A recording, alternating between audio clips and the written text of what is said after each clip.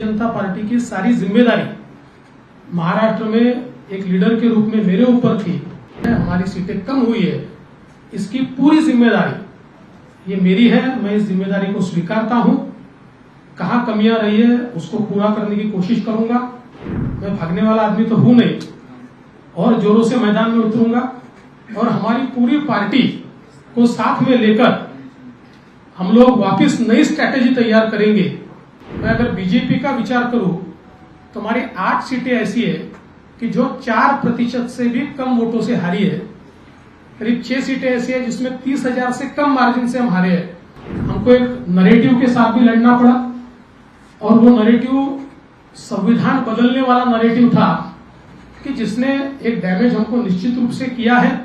हमको ऐसा लग रहा था कि हम इफेक्टिवली काउंटर कर रहे हैं, पर मुझे ऐसा लगता है कि हम इफेक्टिवली इसको काउंटर नहीं कर पाए।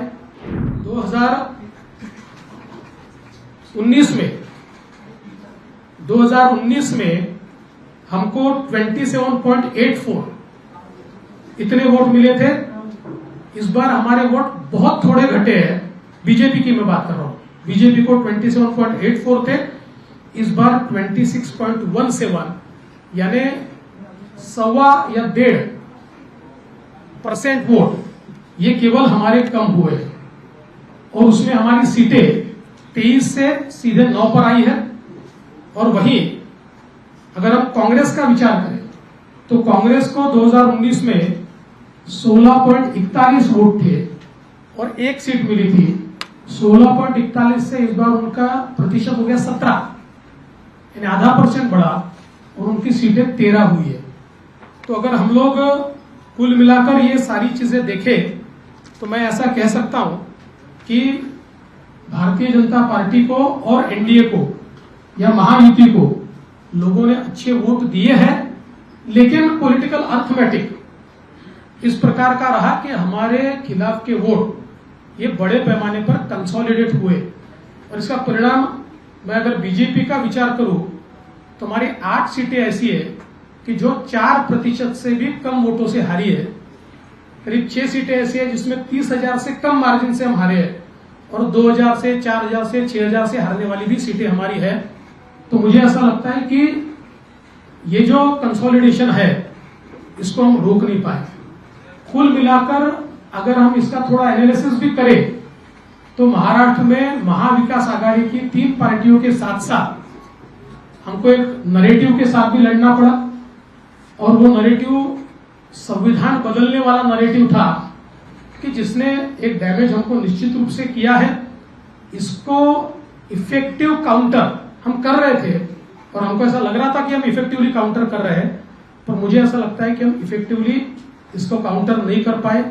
ये बात भी निश्चित है और कई कारण आज हमारी जो बैठक हुई, इस बैठक में इस हार के और कई कारण हम लोगों के ध्यान में आए, जिसमें विशेष रूप से कई जगह पर हमारे उम्मीदवारों की एंटी इनकम्बेंसी हम असेस नहीं कर पाए और उसके कारण 2 बार के कई उम्मीदवार थे कि जिनको चुनाव के दरमियान हमारे ध्यान में आया कि इनके बारे में एक एंटी इनकम्बेंसी है।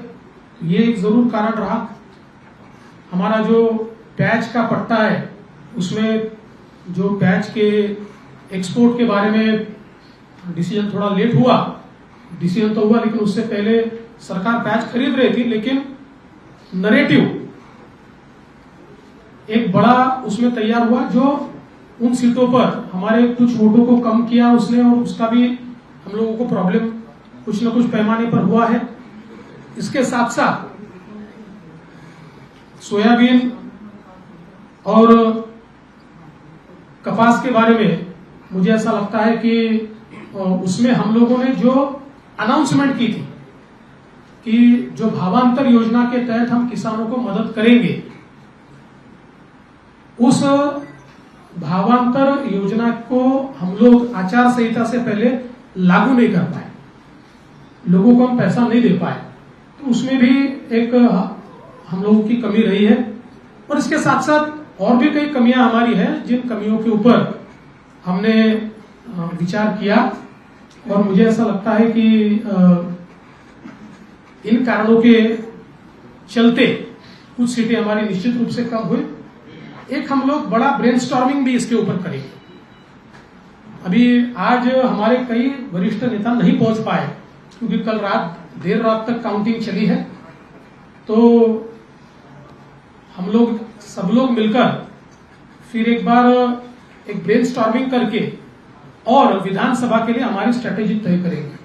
और मैं निश्चित रूप से जो आंकड़े मैंने आपके सामने रखे हैं, ये आंकड़े इस बात को प्रूव करते हैं कि जरूर महाविकास आघाड़ी को एक इमोशनल एडवांटेज इन आंकड़ों से मिला होगा, लेकिन जमीन पर आज हम मजबूत हैं और अपनी गलतियों को दूर करके वापिस लोगों के बीच जाकर हम लोग जो हमको अधिक का लोगों से आशीर्वाद चाहिए वो संपादित करने की कोशिश करेंगे। महाराष्ट्र में चूंकि एक प्रकार से भारतीय जनता पार्टी की सारी जिम्मेदारी महाराष्ट्र में एक लीडर के रूप में मेरे ऊपर थी, तो ये जो हमारा महाराष्ट्र में डिबैकल हुआ है या जो हमें एक प्रकार से हार मिली है, हमारी सीटें कम हुई है, इसकी पूरी जिम्मेदारी ये मेरी है। मैं इस जिम्मेदारी को स्वीकारता हूं। कहां कमियां रही है उसको पूरा करने की कोशिश करूंगा। मैं भागने वाला आदमी तो हूं नहीं और जोरों से मैदान में उतरूंगा और हमारी पूरी पार्टी को साथ में लेकर हम लोग वापस नई स्ट्रैटेजी तैयार करेंगे और नई स्ट्रैटेजी तैयार करके हम लोग जनता के बीच जाएंगे। जनता का जो विश्वास है उस विश्वास को हम लोग संपादित करेंगे। भारतीय जनता पार्टी की सारी जिम्मेदारी महाराष्ट्र में एक लीडर के रूप में मेरे ऊपर थी। हमारी सीटें कम हुई है, इसकी पूरी जिम्मेदारी ये मेरी है। मैं इस जिम्मेदारी को स्वीकारता हूं। कहां कमियां रही है उसको पूरा करने की कोशिश करूंगा। मैं भागने वाला आदमी तो हूं नहीं और जोरों से मैदान में उतरूंगा और हमारी पूरी पार्टी को साथ में लेकर हम लोग वापस नई स्ट्रैटेजी तैयार करेंगे। मैं अगर बीजेपी का विचार करूं तो हमारी 8 सीटें ऐसी है कि जो 4% से भी कम वोटों से हारी है। करीब 6 सीटें ऐसी है जिसमें 30,000 से कम मार्जिन से हम हारे हैं। हमको एक नरेटिव के साथ भी लड़ना पड़ा और वो नरेटिव संविधान बदलने वाला नरेटिव था कि जिसने एक डैमेज हमको निश्चित रूप से किया है। हमको ऐसा लग रहा था कि हम इफेक्टिवली काउंटर कर रहे हैं, पर मुझे ऐसा लगता है कि हम इफेक्टिवली इसको